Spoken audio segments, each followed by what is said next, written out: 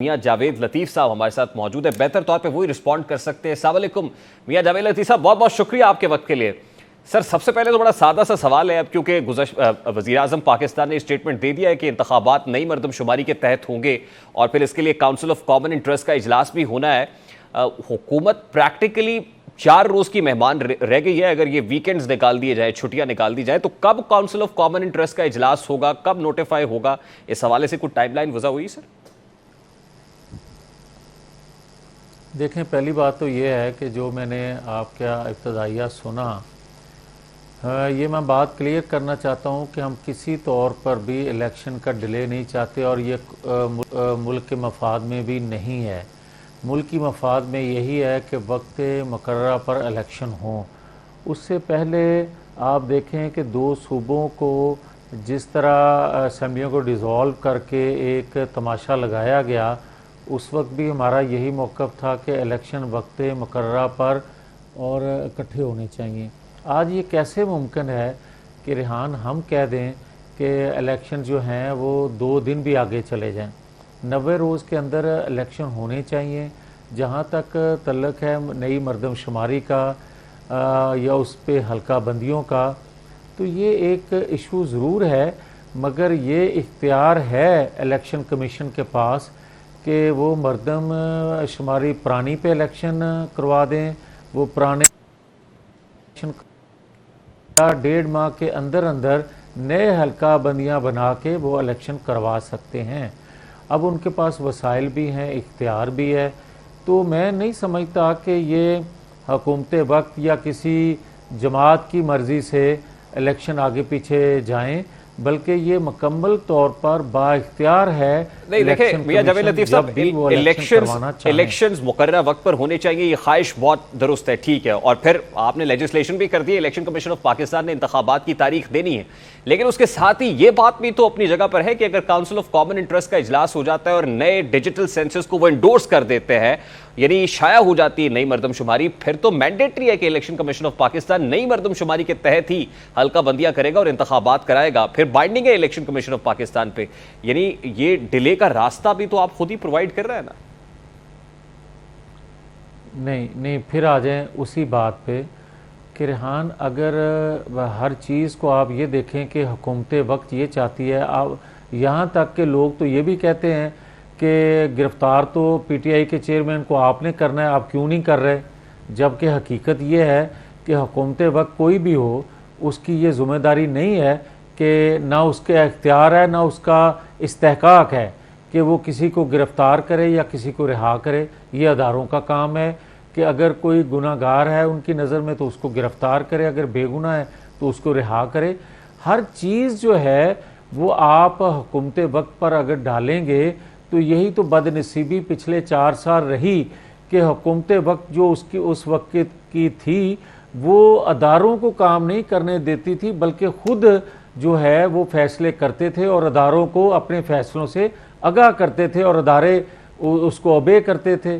तो मैं ये कहूँगा कि अदारों का काम इंडिपेंडेंट है, पाकिस्तान के अदारे आज़ाद हैं और अगर आज़ाद हैं तो फिर ये इख्तियार भी उन्हीं का है। ये हुकूमत देखिए मियां साहब, मैं अपने सवाल को रिफ्रेश कर देता हूं ना सर। मैं ये कहना मैं ये कह रहा हूं सर कि सीसीआई का इजलास हो रहा है। अगर तो सीसीआई का इजलास हो रहा है और नए सेंसस को इंडोर्समेंट मिल रही है, फिर तो कोई जवाब नहीं है कि पुरानी मरदमशुमारी के ऊपर इंतखाबात हों। फिर तो हर सूरत नई मरदमशुमारी पर इंतखाबात होने हैं।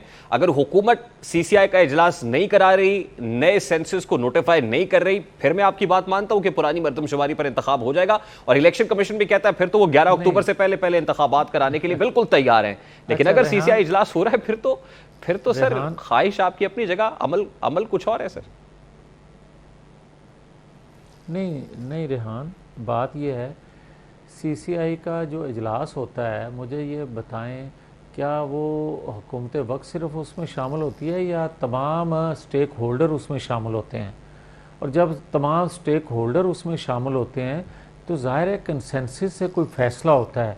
वो हुकूमत वक्त की मर्ज़ी से फ़ैसले नहीं होते, तमाम स्टेक होल्डर की आरा को देखते हुए फैसले होते हैं। सर अब मेरा सवाल है ना सर मेरा ये ज़िमनी सवाल इसी से रिलेटेड है सर। मेरा ज़िमनी सवाल इसी से रिलेटेड है ना। देखिए आपने बिल्कुल दुरुस्त कहा कि सारे स्टेक होल्डर्स होंगे।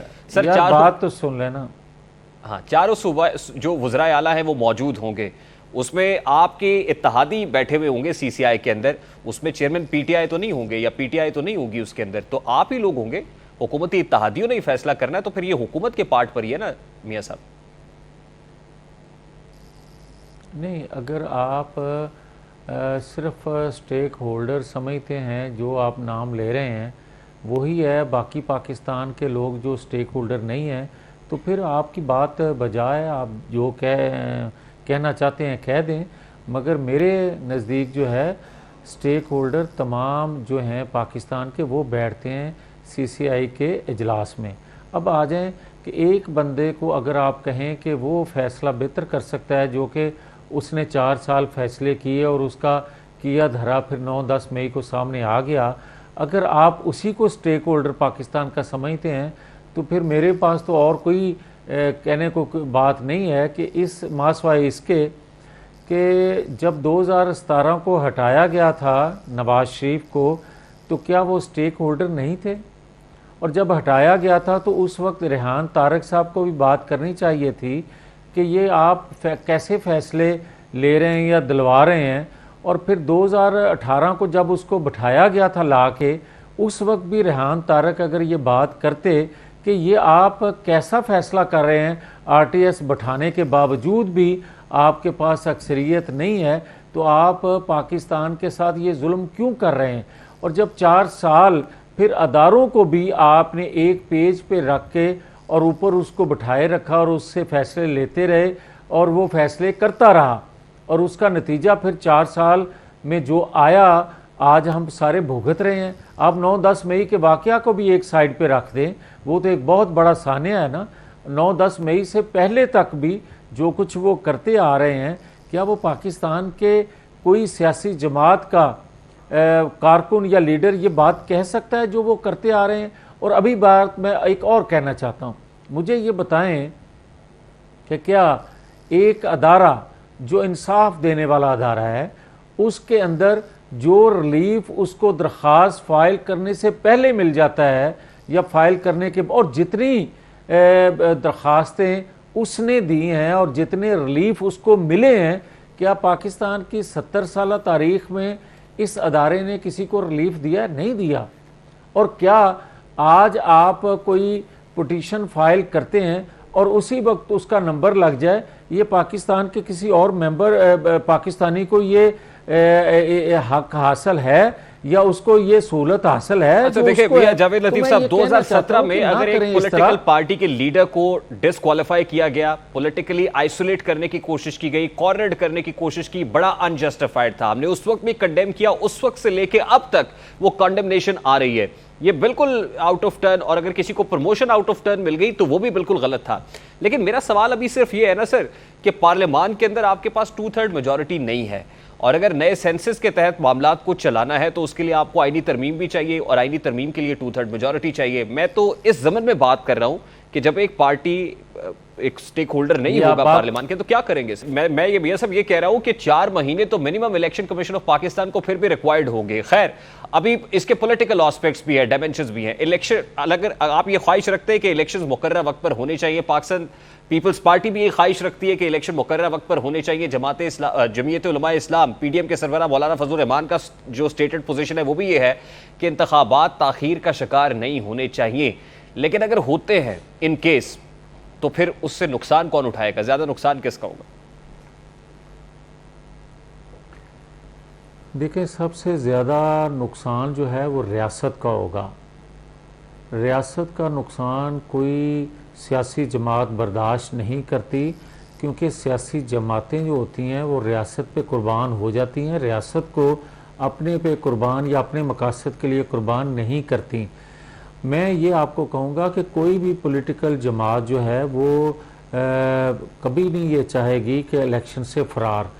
तो ये मैं किसी के बारे में भी या कोई किसी के जमात के बारे में ये राय रखता है कि वो इलेक्शन डिले चाहती है, मेरा नहीं ख्याल कि कोई भी सियासी जमात इस तरह का सोच रखती हो।